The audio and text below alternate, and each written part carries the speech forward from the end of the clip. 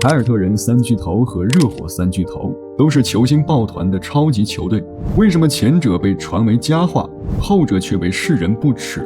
公众反感的并非抱团本身，而是抱团的姿态。最大的区别是建队方式。2007年夏天，凯尔特人总经理丹尼·安吉付出大量年轻球员和选秀权，从超音速和森林狼换来雷阿伦与加内特，属于典型的管理层运作。而热火不同，08年奥运会期间，勒邦、韦德、波什三人已经提前密谋，于2010年成为自由球员，三人一起控制合同，加盟热火，开启巨星主动抱团的先河。正所谓棋子无罪，棋手诛心。其次是身份问题。2007年，加内特已经31岁，森林狼连年无缘季后赛，全联盟都认为明尼苏达在浪费他的天赋，很多森林狼球迷甚至感到庆幸 KJ 解脱了，快去赢下自己该得的冠军。雷阿伦已经32岁，超音速进入重建期。皮尔斯30岁，当季绿军24胜58负。三人聚首的标签是老兵的最后一次机会。而2010年的詹姆斯25岁，蝉联 MVP， 骑士连续2年豪取60胜。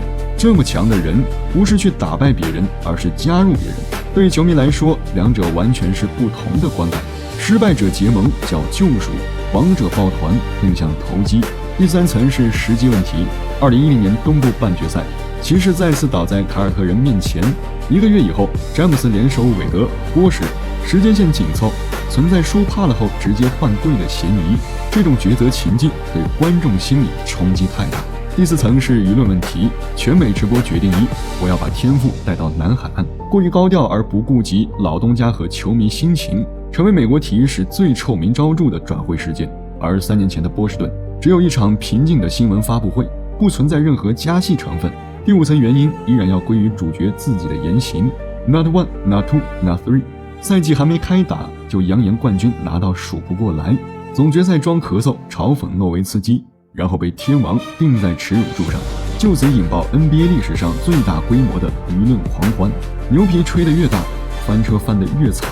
而加内特夺冠后那声嘶吼 Anything is possible， 则是压抑12年的释放，同样是宣言，一个透支未来，一个兑现过去。第6层是心理预期。凯尔特人三巨头说到底是失败者结盟，三人聚首只为终于有机会去触碰总冠军。08年绿军如果失败，人们只会觉得可惜，而韦德已经单核夺冠证明自己，詹姆斯的人设更是联盟第1人，他们的底线就是总冠军。所以11年热火倒下时，全世界异口同声，活该。同情弱者，苛责强者，是舆论自然的天平。最后一层是时代背景。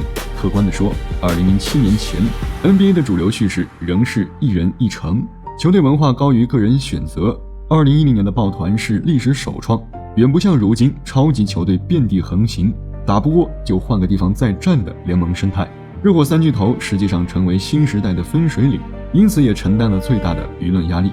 归根结底，凯尔特人的故事是老兵救赎，热火的故事是王者出走，一个顺应了时代的叙事，一个撕碎了时代的叙事。